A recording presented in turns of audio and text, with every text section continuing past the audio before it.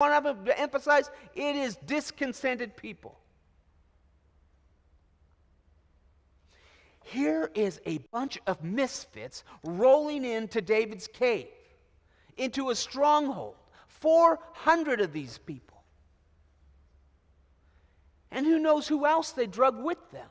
But this particular bunch, 400. And David is open for whatever.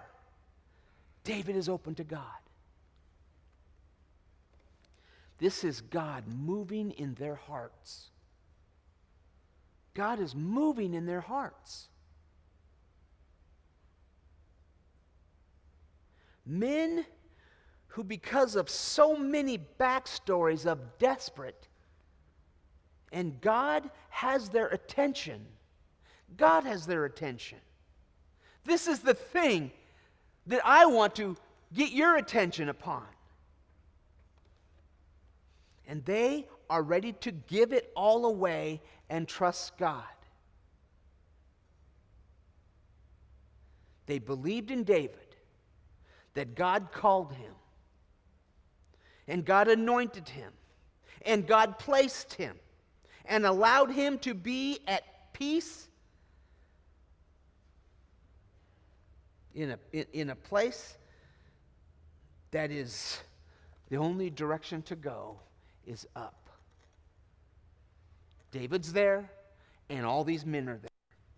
The only place to go is up. The only thing to do is trust. I hate that place, but it's a good place at the end of the day. It's a powerful place at the end of the day.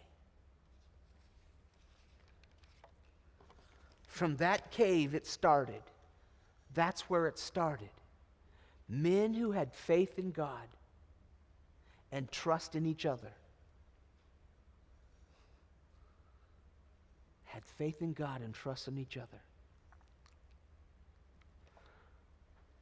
When these men who experience failure, experience defeat, and unfair circumstances in life, and David also being forced into this corner, not of his own. It is what happened. It was not right. Force would have been open for trusting in God. And David was open for trusting in God. David was writing this stuff down. He was journaling it. He was making it into song and the depth of all of this stuff.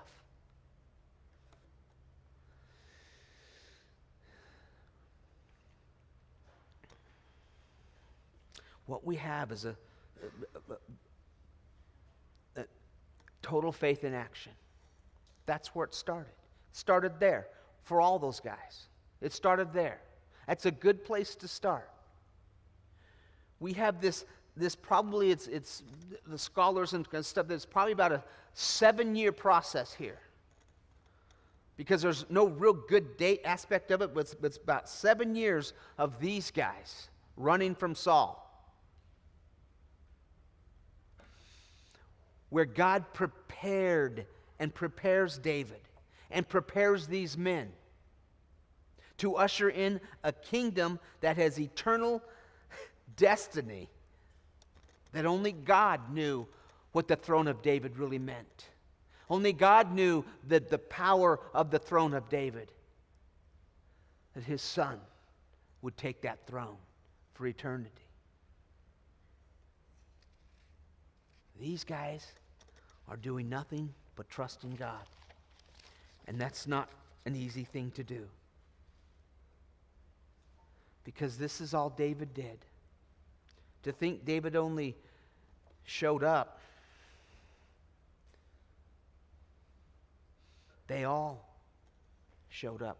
They all became the aspect of because of circumstance. Unfair circumstance, unjust circumstance, everything not right on all levels, these guys were there.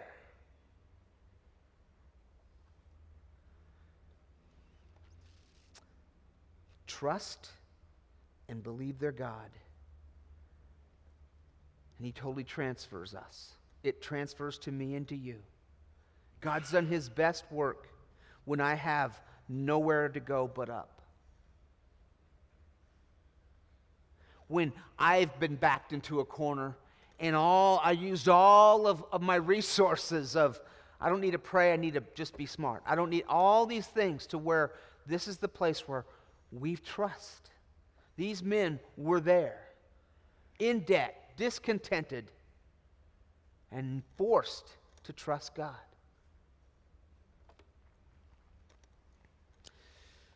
Man, no matter what, God works in the heart of anyone who seeks him.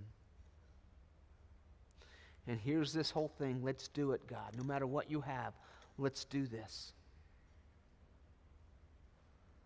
So this is where we find David. Everyone who was in distress, and everyone who was in debt, and everyone who was discontented gathered to him. So he became captain over them, and there were about 400 men with him.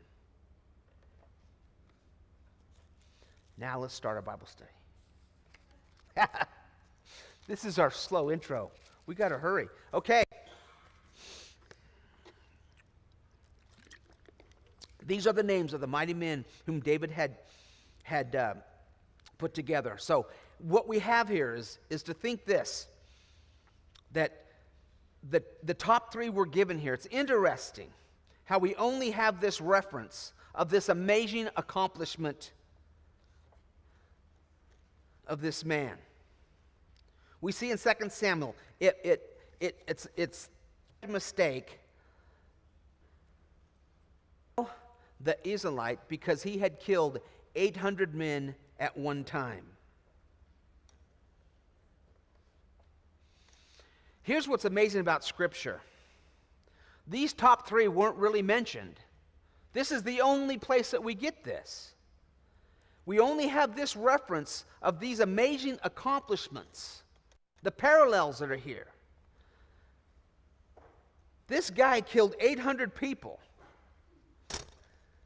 at once, and it's just mentioned here.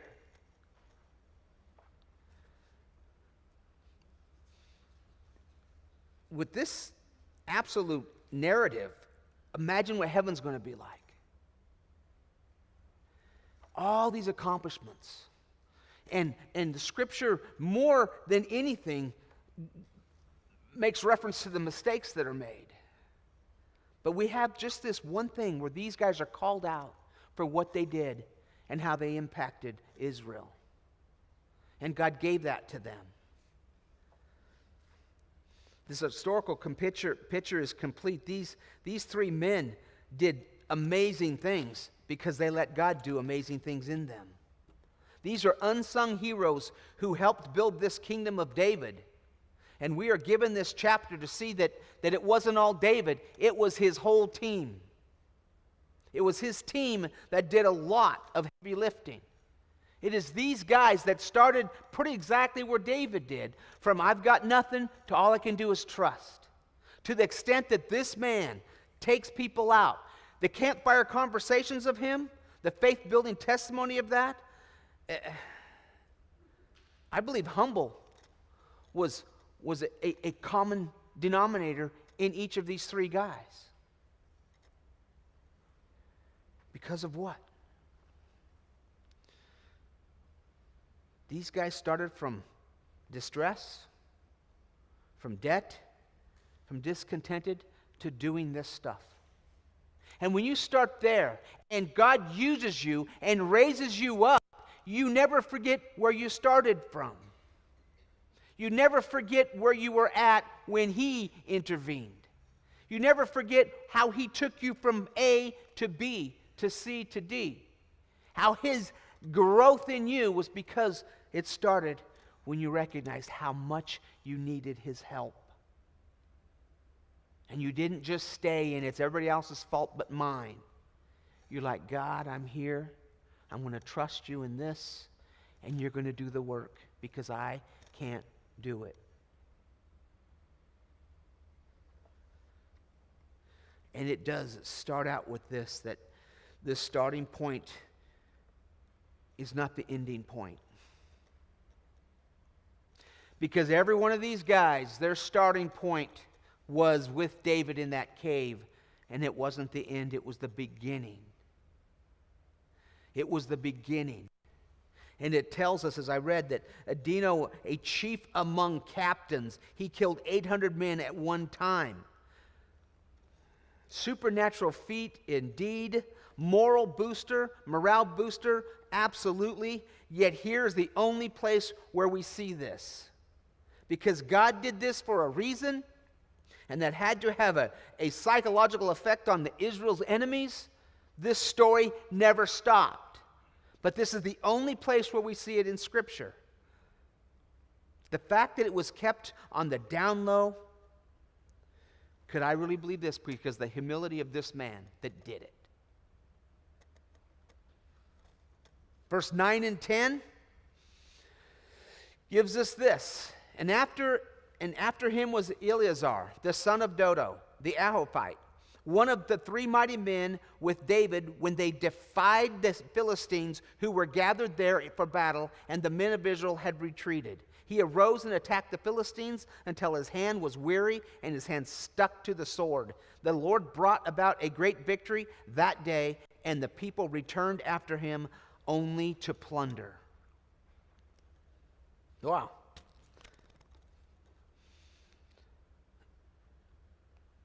Everybody fell back.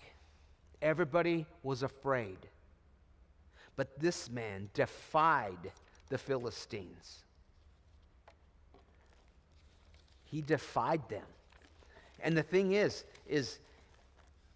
he allowed, as he is holding his ground, he allowed muscle memory to take over. He just knew. He defied them, and he didn't allow fear, and he didn't allow doubt to get a foothold at all. Everybody else bailed, but not this man.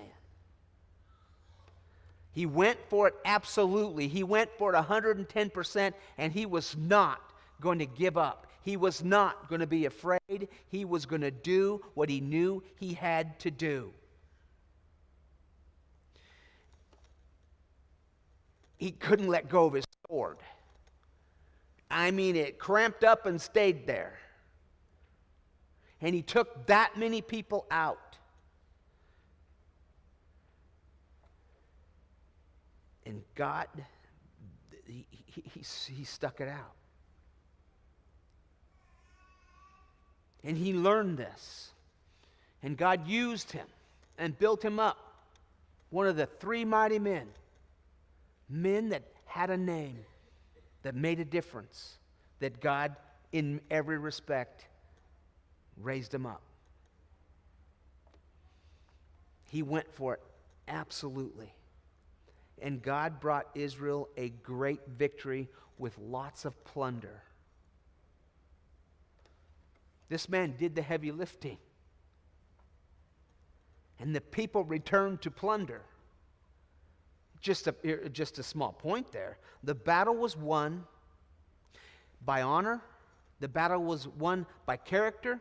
The battle was won by courage. And the battle was won by trust. And this man never did it for plunder. He did it because it defied the Philistines.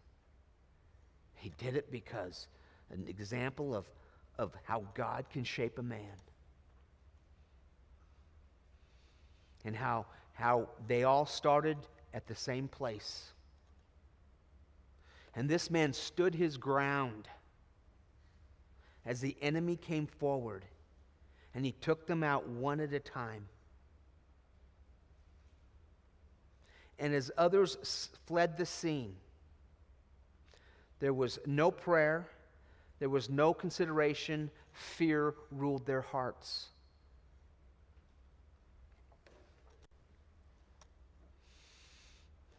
This only increased the name of David and his men.